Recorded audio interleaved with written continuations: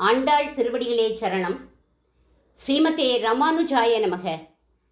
ஸ்ரீமான் வெங்கடநாதாரியக கவிதார்க்கிக கேசரி வேதாந்தாச்சாரிய வரியோமே சந்நிதத்தாம் சதாகிருதி. அனைவருக்கும் அடியேனுடைய பணிவான நமஸ்காரம். பாவை விழியில் ஆண்டாள் நாச்சியார் முதல் 5 பாசுரங்களில் பல திருநாமங்களை இட்டு பாவை நோன்பை எப்படி அனுஷ்டிக்கணும்னு தோழிகளுக்கு இன்ஸ்ட்ரக்ஷன்ஸ் கொடுத்தா. ஒரு பௌர்ணமி நள் இரவில் இந்த கூட்டத்தை நடத்தினா. மறுநாள் காலம்புற எல்லாரும் பாவைக்களம் வந்துடணும்னு சொல்லிட்டு அவள் கிளம்பி போயிட்டா. காலம்புற வந்து பார்த்தா 10 தோழிகள் வரலை. அவர்களையும் அழைச்சுண்டு போகணும் அப்படிங்கிற திருவுள்ளம் நம் ஆண்டாளுக்கு. ஏன்னா இவர்கள்லாம் பாகவதர்கள். இவாளோட போனாதான் பகவான் கண்ணனே உகப்பான். மேலும் இனியது தனி அருந்தேல்னு தெரியும் ஆண்டாளுக்கு. அதனால் கூடி இருந்து குளிரணும் அப்படிங்கிற எண்ணம் ஆண்டாளுக்கு. அதனால் என்ன பண்ணா, ஒவ்வொரு கிரகமாக போய் ஒவ்வொரு தோழியையும் எழுப்புறா.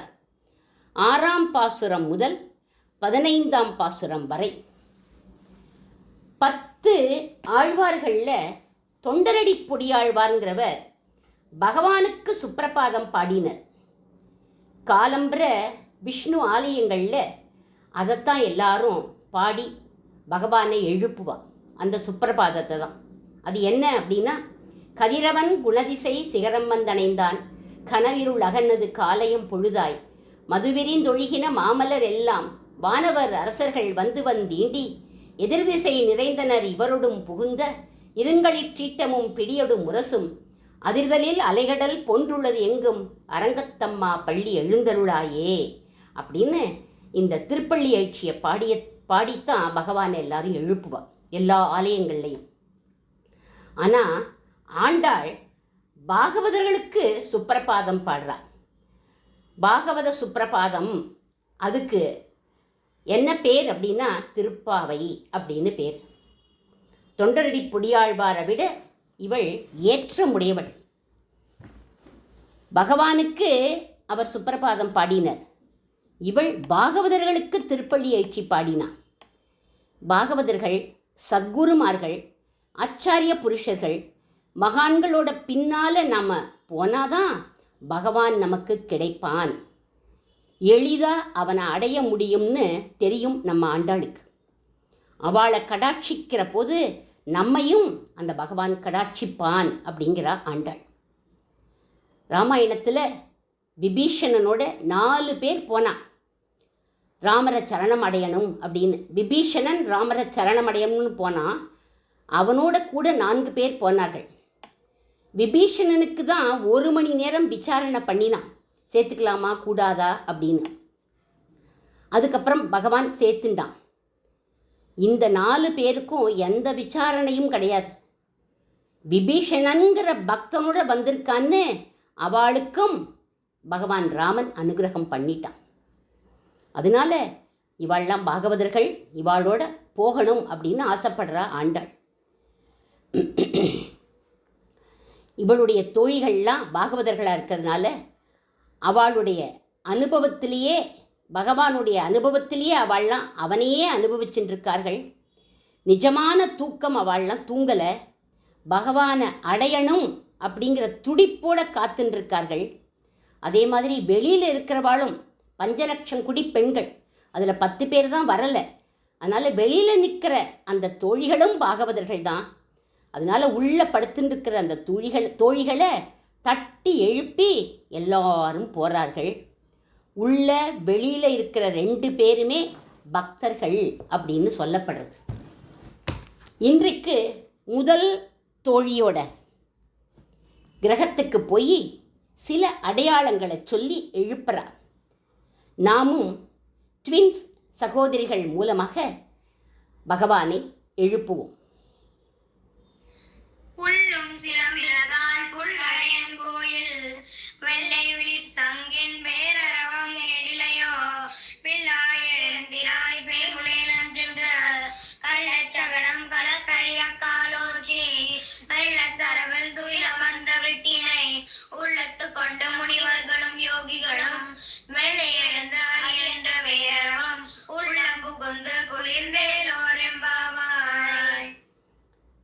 இந்த பாட்டில் ஹரி அப்படிங்கிற திருநாமத்தை வச்சிருக்கா.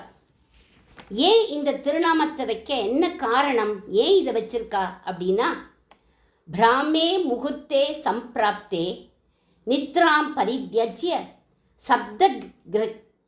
சப்தகிருத்வக ஹரி சப்தம் ஹரிர் ஹரிர் ரிதிஹி கீர்த்தயன்னு தமேவ சிந்தையன் சௌதாயா அப்படின்னு சொல்லியிருக்கு.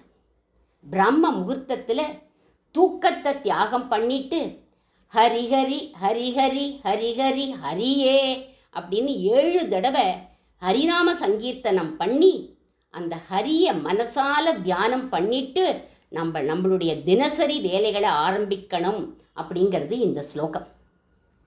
அதனால்தான் ஹரிநாமத்தை சொல்லி இந்த பெண்ணை பிள்ளாய் எழுந்திராய் அப்படின்னு அழைக்கிறா ஆண்டாள். ஹரின்னு சொன்னால் என்ன பலன்? ஹரிர் ஹரதி பாப்பானி, நம்முடைய பாவங்களை போக்குபவன் அப்படின்னு அர்த்தம். காஞ்சி மகா பெரியவா அவளுடைய விஸ்வரூபத்தை சேவிக்கணும்னு ஒரு சிவபக்தன் பெரியவாளுடைய அறைக்கு முன்னாடி விடியற் காலம் வர உட்காண்டிருக்கார்.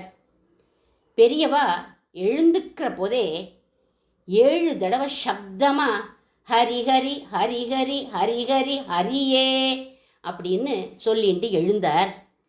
அதை கேட்ட இந்த சிவபக்தனுக்கு வெறுப்பு கலந்த ஆச்சரியம். கழுத்தில் ருத்ராட்ச மாலை போட்டுருக்கார், பட்டப்பட்டையா விபூதி பூசின்றிருக்கார், சந்திரமௌலீஸ்வரரை பூஜை பண்ணுறார், காமாட்சியை உபாசனம் பண்ணுறார். இப்படி ஹரிநாமத்தை சொல்லிட்டு எழுந்துக்கிறாரே அப்படின்னு சட்டுன்னு மனசில் உள்ளதை பெரியவாள்கிட்ட நம்மளோட குரு தானே அப்படிங்கிற முறையில் அவர்கிட்ட கேட்டார். இப்படி எழுந்துக்கிறேளே அப்படின்னு கேட்டார். தொண்டரடி பொடியாழ்வார் கூட அரங்கனப்பாடின வாயால் நான் குரங்கனை பாடமாட்டேன் அப்படின்னார். நீங்கள் கோபிகைகள்கிட்ட போய் ராமரோட கதையை சொல்லுங்கோ, அடித்து அனுப்பிச்சுடுவா உங்களை. ஹனுமன்கிட்ட போய் கிருஷ்ணா அப்படின்னு சொல்லுங்கோ, வாலை சுருட்டி உங்களை அடிச்சுடுவார். உடனே பெரியவா சொல்கிறா சிரிச்சுண்டே, சிருஷ்டி ஸ்திதி சம்ஹாரம்னு இருக்குப்பா.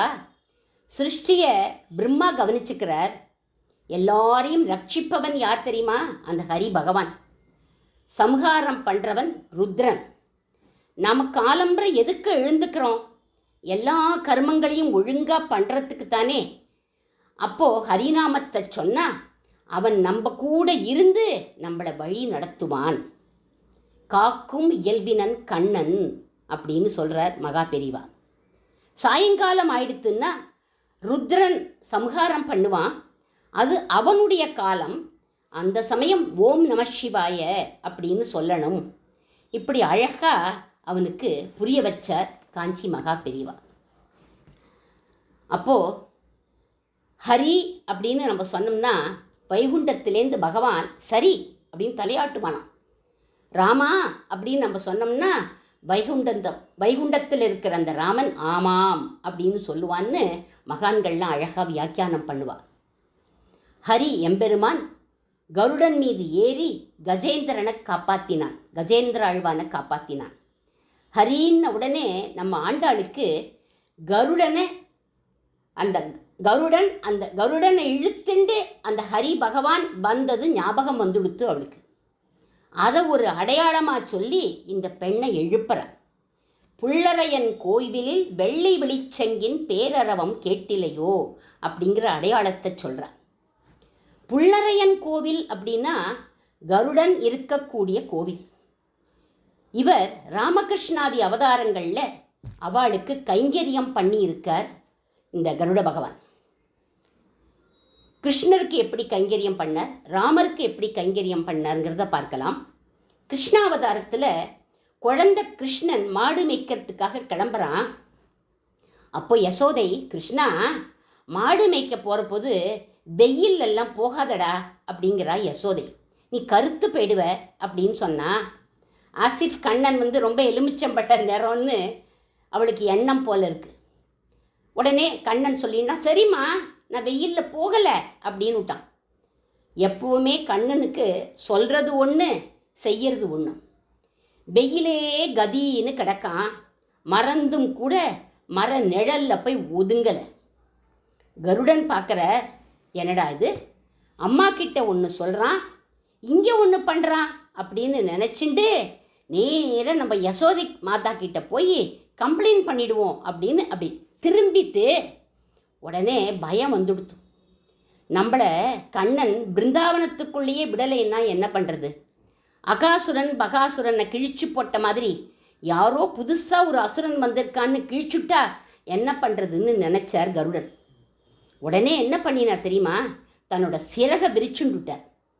கண்ணன் எங்கெல்லாம் போகிறானோ அவன் தலைக்கு மேலே வட்டம் அடிச்சுட்டே இருக்கார், சிறகை அடிக்கவே இல்லை.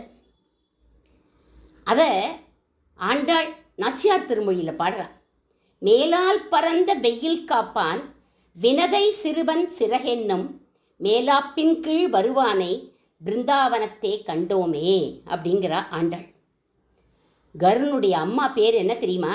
வினதை. அதனால்தான் வினதை சிறுவன் சிறகென்னும் அப்படின்னு பாடுறார். இப்படி கைங்கரியம் பண்ணுறார் கருட பகவான் கிருஷ்ணாவதாரத்தில். ஒரு தடவை கிருஷ்ணருக்கு கருடன் வைர கிரீடத்தை சமர்ப்பிச்சார்னு சுவாமி வேதாந்த தேசிகனும் பாடுறார் ஒரு ஸ்லோகத்தில்.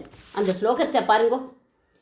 துக்தோ தன்வத் பிரபூதஸ் ஸ்வகமஹிம பிரதுர் விஷ்ணுனா கிருஷ்ணநாம்னா பிஞ்சா கல்பானு கல்பஸ் சமகடி சத்ருடோ யத் பிரதிஷ்ட கிரீடக வீரோ வைரோச்சனாஸ்திர व्रणहिन गुणिदो तक्र निर्घातवादः सङ्घातं सर्पघाति सहरदु महदाम् अस्मत् அத்யாஹிதானாம் அப்படின்னு இந்த ஸ்லோகத்தில் அவர் என்ன சொல்கிறார் அப்படின்னா, பிரகலாத ஆழ்வானுடைய பிள்ளை விரோச்சனன்னு பேர். பார்க்கடல் நாதன் யோக நித்திரையில் இருக்கிற போது இந்த விரோச்சனன் என்ன பண்ணா, பார்க்கடல் நாதனுடைய வைர கிரீடத்தை அபகரிச்சுட்டு நேர பாதாள லோகத்துக்கு போயிட்டான். அதுக்கப்புறம் இந்த கருடன் தான் அதை பாதாள லோகம் போய் மீட்டு கொண்டு வரார். அப்படி கொண்டு வரப்போது இந்த கண்ணன் கோபச்சிறுவர்களோட கீழே பிருந்தாவனத்தில் விளையாடின்னு இருக்கான். உடனே இந்த வைர கிரீடம் கண்ணனுக்கு தான் நன்னா இருக்கும் அப்படின்னு சொல்லி அவரோட தலையில் கொண்டு வச்சுவிட்டார்.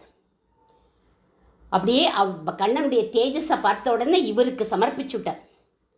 அதையும் போட்டுட்டு கண்ணன் யசோதையை பார்க்க போகிறான். யசோதை கேட்குறா, ஏதுடா இது வைரக்கிரீடம் சாத்திட்டு வந்திருக்க அப்படின்னு கேட்டா, அம்மா ஒரு பருந்து பறந்து வந்ததுமா, என் தலையில் வச்சுட்டு போயிடுத்துமா அப்படின்னு நான் கண்ணன். யசோதை நினச்சிக்கிறா, ஏற்கனவே அசுராள்லாம் வந்து குழந்தைய அழிக்க பார்க்குறா, இந்த வைரக்கிரீடத்துக்கு திருடன் வந்தால் நம்ம என்ன பண்ணுறதுன்னு பயந்து போயிட்டா. அதனால அந்த ஊர் கோவில், அங்கே ஒரு கோவில் இருக்குது, அந்த ஊர் கோவிலில் இருந்த ராமப்பிரியன் அப்படின்னு அந்த பெருமாளுக்கு பேர். அந்த ராமப்பிரியனுக்கு அந்த வைரக்கிரீடத்தை சமர்ப்பிச்சுட்டா. இந்த வைரமுடி தான் இன்னைக்கு மேலக்கோட்டையில் ராமானுஜருடைய செல்வப்பிள்ளையான சம்பத்குமாரர் சாத்திக்கிறார். மேலக்கோட்டையில் வைரமுடி சேவைன்னு போய் சேவிக்கிறோமே, இது கண்ணனுடைய அம்மா ராமப்பிரியனுக்கு சாத்தினது, அது செல்வப்பிள்ளைக்கு போயிடுது. இப்படி கிருஷ்ணாவதாரத்தில் உதவி பண்ணினார் கருடன். ராமாவதாரத்தின் போது கருடன் நாகப்பாசத்தினால கட்டுண்டு கிடந்த ராம லக்ஷ்மணர்களை காப்பாற்றுறாராம். ததோ முகூர்த்த கருடன் வைணதேயம் மகாபலம் தருசுகு வானரா சர்வே பிரதீபமிவ பாஸ்கரம்.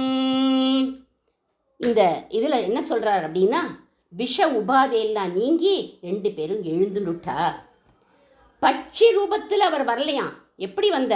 பார்ஷத ரூபமாக வைகுண்டத்தில் இருக்கிற மாதிரி வந்துட்டாராம். ராமர் அவரை பார்த்துட்டு அவரை இருக கட்டிண்டாராம். கம்முன்னு சந்தன புஷ்பங்கள் மணக்கிறதான் ராமருடைய மேனியில் அப்படின்னு சுவாமி வேதாந்த தேசிகன் அனுபவிக்கிறார். வைதேகி கர்ணபூஷண ஸ்தபக சுராபினாக எஸ் சமாச்லேஷி தோஷ்ணாக. வனவாசத்தில் ராமபிரான் சந்தனமே பூசிக்கலையே, எப்படி அந்த மனம் வந்தது அப்படிங்கிறத சுவாமி தேசிகன் சொல்கிறார். சீதாதேவியும் வனவாசத்தில் வைரத்தோடெல்லாம் ஒன்றும் போட்டுண்டு வரல. காட்டில் உள்ள சுகந்தமான புஷ்பங்களை எடுத்து காதில் சொருகிப்பாளாம்.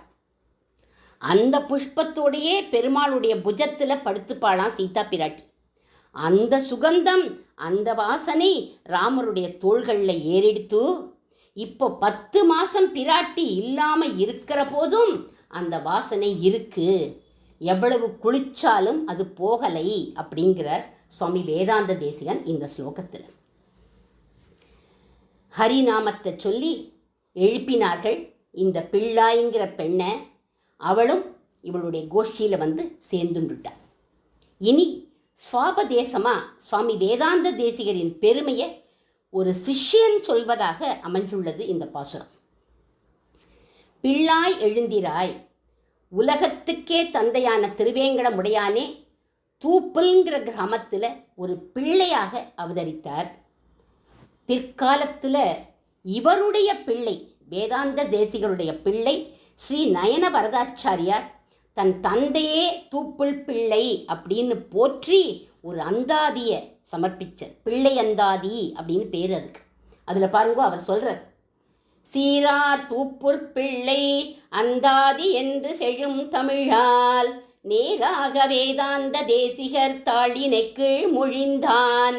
நேரார் மறை பொருள் எல்லாம் எடுத்து இவ்வுலகு உய்ய சீராகிய வரதாரியன் பாதம் துணை நமக்கே அப்படின்னு அவர் சாதிக்கிறார்.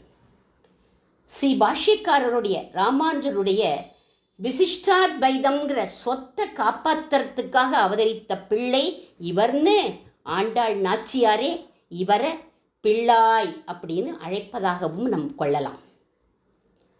புள்ளும் சிலம்பின புள்ளரையன் கோவில் வெள்ளை விழிச்சங்கு அப்படிங்கிற இந்த பதங்கள் இவருக்கு தான் பொருந்தும். எப்படி இவருக்கு பொருந்துறது அப்படின்னு பார்க்கலாம். திருவகீந்திரபுரத்தில் ஒரு அஸ்வத்த விருட்சத்துக்கு கீழே அடியில் அமர்ந்து கருட மந்திரத்தை இவர் ஜபிச்சார். அந்த கருட மந்திரத்தை யார் சொல்லி கொடுத்தானா, இவருடைய மாமா அப்பிள்ளார் ஆச்சாரியன் சொல்லி கொடுத்தார். அதை உட்காந்து ஜபிச்சார். அதனால மகிழ்ந்த புள்ளரையன் என்ன பண்ணா, நேரில் எழுந்தருளினான். இவரை அனுகிரகித்து ஸ்ரீ ஹயக்ரீவ மந்திரத்தை கருட பகவான் உபதேசித்தார்.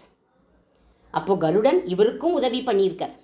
உபதேசித்த உடனே அந்த ஹயக்ரீவ மந்திரத்தையும் பல ஆவர்த்தி பண்ணி ஹயக்ரீவரும் நேரில் எழுந்தருளி ஞானத்தையும் கொடுத்தார், பிரவச்சன சக்தியையும் கொடுத்தார், தன்னுடைய திருவாயில் உள்ள அமுதத்தையும் அளித்தார் அப்படின்னு சொல்லப்படுறது.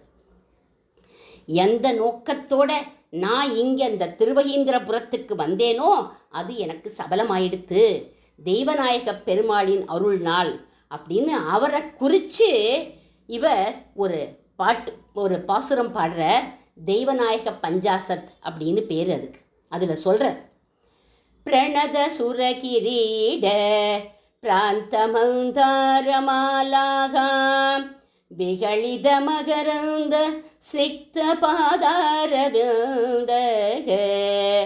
பசுபதி விதி பூஜ்யக பத்மபத்ராய தாட்சக பணிபதி புரநாதக பாதுமாம் தேவநாதக. பக்தி தான் இவருடைய தபஸ், அது எனக்கு சித்தியாயிடுத்து அப்படிங்கிறார் இவர். வெள்ளை விழிசங்கு போல ரஜோகுணம் தமோகுணம் கலப்படம் இல்லாமல் பாஞ்சஜன்யம் போல விளங்கினாராம் இவர். இவர் அருளி செய்த அதிகரண சாராவளி, அந்த அதிகரண சாராவளியில் ஸ்ரீ ரங்கநாதர் தன்னை ஒரு சங்கா எடுத்து ஊதியதாக இவர் கிரந்தத்தை எழுதுகிறாராம். இவருடைய ஸ்ரீ சுக்திகள் எம்பெருமானோட பெருமைகளை சங்கநாதம் போல முழங்கி எல்லா ஜனங்களையும் ஈர்த்த வெள்ளை விழிச்சங்கு இவர். பேரரவம், சங்கினுடைய பேரரவம், ஹரி என்ற பேரரவம் ரெண்டுமே சங்கநாதத்தை தான் குறிக்கிறது.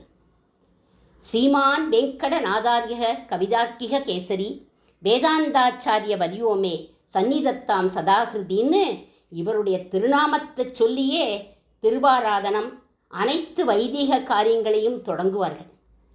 பூர்த்தி பண்ணும் போதும் இவருடைய நாமத்தை சொல்லித்தான் பூர்த்தி பண்ணுவார்கள்.